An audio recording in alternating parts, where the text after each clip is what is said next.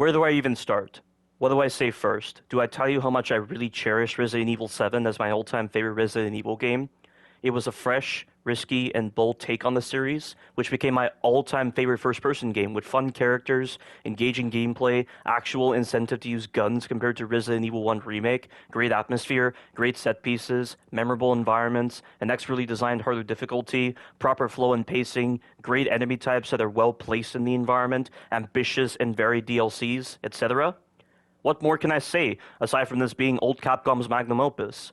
Do I tell you how much I was disappointed, burned out, and ashamed of the remakes of Resident Evil 2 and 3, and expected better gameplay, better difficulty design, better story designs, better characters, better scenarios, and better ambition in the future from a section of Capcom I named New Capcom? Do I tell you how, in the aftermath of those disappointing remakes, in the months leading up to Resident Evil Village, I felt excited to be a Resident Evil player again due to the marketing being my favorite in the series, and also with Ethan Winters returning as the lead protagonist for the game, leading me, for the first time ever, to dedicate time on my channel analyzing trailers and gameplay and hoping for a return to form?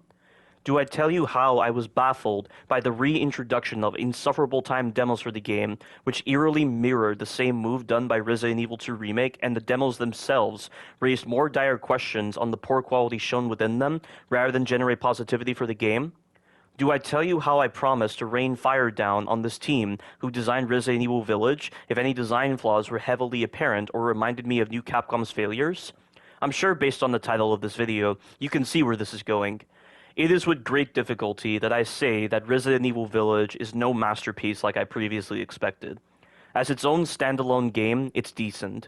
As a game that supposedly uses Resident Evil 4 and 7 as its primary template, it's insulting.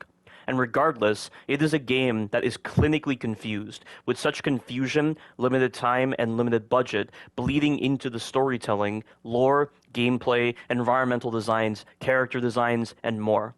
And yet, despite all that, there are things that hold me back from hating this game more than the remakes of Resident Evil 1, 2, and 3. The splitting of my Resident Evil soul is clear, so allow me to continue on to my very first review of a game, as we look at all of the mishaps with this game, discuss lore and gameplay, and so much more. One thing I will say before starting this is that this review will look at both the game experience on hardcore difficulty and the game experience of Village of Shadows difficulty when best suited. Hardcore difficulty is the difficulty I first played on, as Village of Shadows has to be unlocked to play it. Village of Shadows is meant to be the developer's true mentality and experience for their supposed idea of challenge and horror. Objectively, harder difficulties in all games, not just survival horror games, are meant to showcase the actual intelligence of the developers, whether they actually comprehend their own designs or not when making certain decisions for the difficulty, which designs and mechanics they truly value in the game, and whether they take themselves seriously or not. Another thing as well is that most people will most likely call this very comprehensive review a waste of time and just use the same ignorant argument of, it's just a game. Yet games are designed by people, and people have a psychology to them and are constantly under the pressures of financial constraints. The processes that go into developing a game product are no different to designing an MRI, the Hubble telescope, or a bridge. And actually playing a game is very different to the whole idea of playing a game and taking the time to analyze it deeply to see the noticeable holes in the game's designs and mentalities.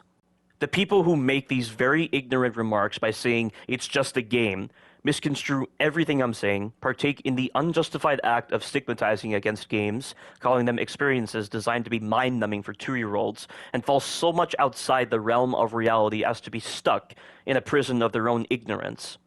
This review will not be designed to have such people as audience members. If you can't grasp a lot of the nuances in my speech, this review is not for you. Also, I will not be focusing on the Winters expansion for this review, as that's a whole other can of dirty worms that I will be talking about in a separate review. Having said all that, let us continue, and obviously, spoilers. So the game first begins 3 years after the events of Resident Evil 7, when Ethan and Mia are relocated to an undisclosed location somewhere in Europe by the BSAA, because the Connections, the criminal syndicate responsible for the outbreak in Resident Evil 7, are after them. They have given birth to a 6-month-old daughter named Rosemary Winters. We're greeted with a visual representation of a children's book narrated by Mia, with the story oddly describing the path the main game will take. Spoiler alert, that's not actually Mia, that's the main antagonist of the game, Miranda, but we'll talk about that later. I like this introduction. I think you can hear the maternal side to Mia's voice actor perfectly with the way she delivers her dialogue. Yet determined to find the berries, the rascal broke free from Mother's grasp and vanished into the trees. Mother's worried cries faded fast as the girl ran on, over vine and under branch, and into the forest deep. It's way better than the post-game version of the story that you can hear when you go into the extras menu, which is narrated by a different actress who sounds like she's reading a script with no enthusiasm, not actually being in the scene and assuming the role of a mother. The art style sets the darker tone of what supposedly is to come later on, but continuing on, we're then put into the game, assuming control of Ethan Winters. Being back playing as Ethan was wholesome for me, to say the least. I loved Ethan Winters, someone that I would honestly consider a legend in the Resident Evil series, and I absolutely loved his journey through the Baker estate as he was fighting for survival and also to reunite with his wife. For a seemingly normal individual with no fighting experience, a trait hardly seen in the Resident Evil series, it was fresh. And not only that, compared to other Resident Evil characters their first time fighting BOWs, Ethan Winters fought better than them. Despite their supposed training from STARS and other police/military organizations, they really struggled to handle weaponry or do basic movement when dealing with simple, basic zombies, which really took me out of the experience in those games. Ethan Winters, on the other hand, doesn't have these kinds of artificial barriers, but not focusing on that, he really felt grounded in the world he was in Resident Evil 7, and yet despite all this, that doesn't automatically mean he's an idiot in handling enemies. It's normally a standard trope of survival horror games to have normal individuals with no fighting experience act like total idiots or be incapable of doing the simplest of actions readily afforded to us. This is often seen in games like Silent Hill or Outlast. Ethan Winters represents a massive departure from that tiresome trope. In a way, I felt a sense of relatability to Ethan when playing as him, and also a sense of intrigue as to who he was, something I've never really got with characters like Jill Valentine, Barry Burton, Rebecca Chambers, Billy Cohen, or Hunk. Even the director for the game, Morimasa Sato, said he felt attached to Ethan Winters, leading him to dedicate this game to Ethan Winters by making this a game about his personal journey. Keep this in mind as I go through this review, as I will bring this up again a couple of times when I criticize this later on. When we assume control of Ethan, we get the chance to explore his new house in Europe.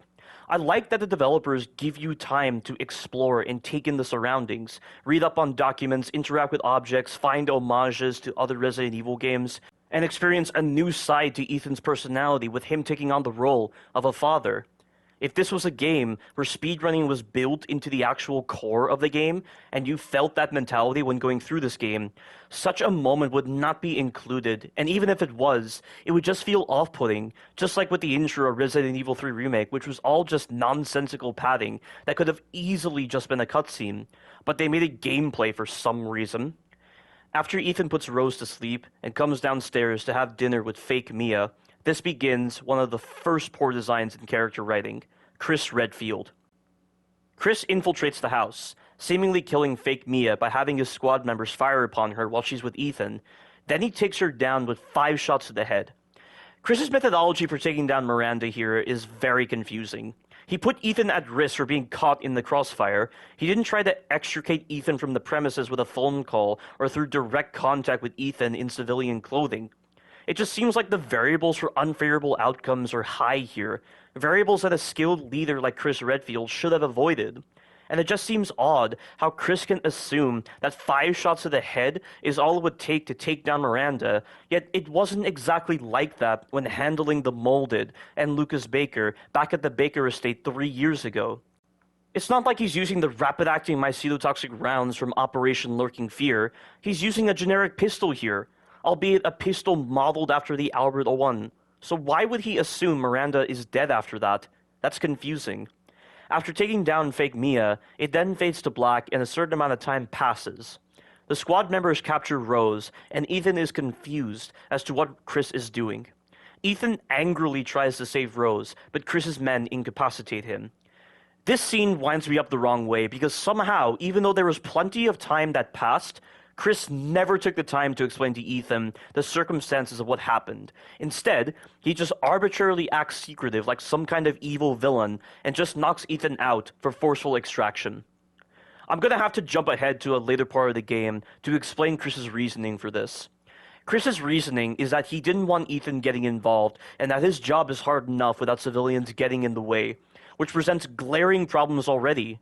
For one thing, Ethan would have already wanted to be involved since Chris gunned down his false wife in front of him. The trauma of such an event would present anyone, including Ethan, with many questions already. Secondly, the part where Chris says this job is hard enough doesn't make sense because at this point in the game, Chris has gone rogue alongside his Howlin' Wolf Squad members. So why would he use the term job if he's gone rogue? The reason for Chris being rogue is because the BSAA, the eminent counter-bioterrorist organization that we should all be familiar with for several Resident Evil games, is suddenly a rotten and corrupt organization. I'll talk about the BSAA storytelling later on in the video, but the third thing that makes no sense about Chris's statement is that Ethan is hardly a civilian. The man survived on his own during the Baker incident, killed many molded, killed Marguerite, incapacitated Jack, went through Lucas's sadistic game, and killed Evelyn. He overcame both biological and psychological elements of the E-series mutamycete. So all of that hardly makes him a civilian.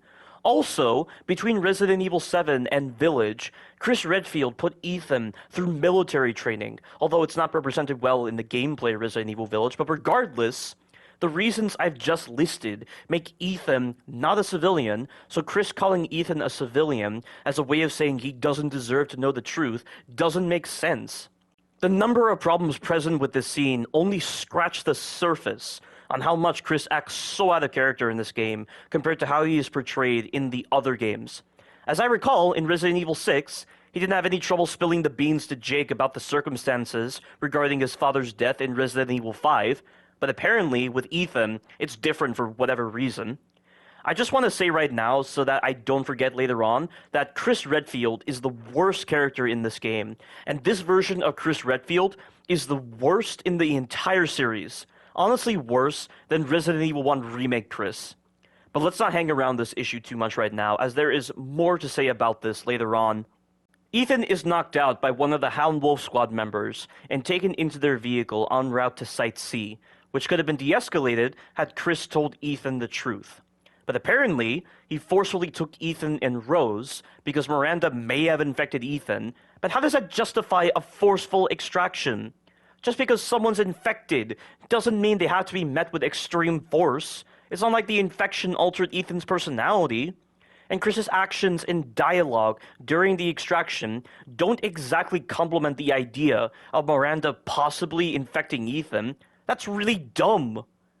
After the screen blacks out, we're then shown a flashback which showcases Ethan and Mia in an argument regarding Mia's anxious state and her hesitancy in disclosing the reason for her anxiety. I'm guessing the whole point of the scene is to hint towards the idea that the Mia we were just with in the introduction was not the real Mia, as her behavior was too peaceful compared to the real one. But without any real indication of when this scene took place, I doubt the average player would assume as such. There is another reason for why this scene exists, but I feel it's worth talking about later on, as it represents a major violation of the lore in Resident Evil 7 and just leads to more questions. Also, before I continue on, it totally slipped my mind initially, but the whole dinner scene between Ethan and fake Mia presents another kind of confusion as well. The way Ethan keeps pressing Mia to confront the traumas of the Baker incident together doesn't really make sense.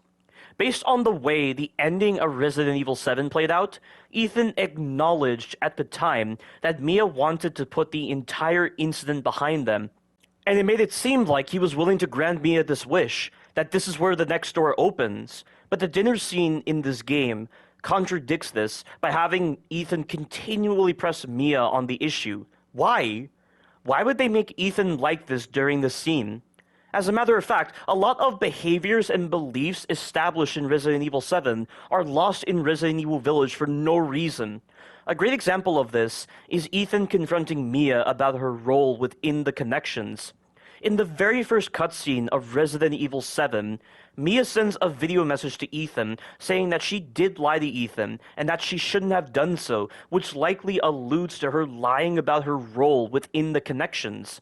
Then, after Mutated Jack's boss fight, as Ethan and Mia are making their way to the ship, Ethan implies to Mia that she had something to do with everything happening at the Baker estate and that he wants the truth, showing that he had suspicions about her criminal status. Well, apparently, the developers completely forgot about these scenes because in the Baker incident report and in the main experience for Resident Evil Village, Ethan acts like he never had suspicions towards Mia.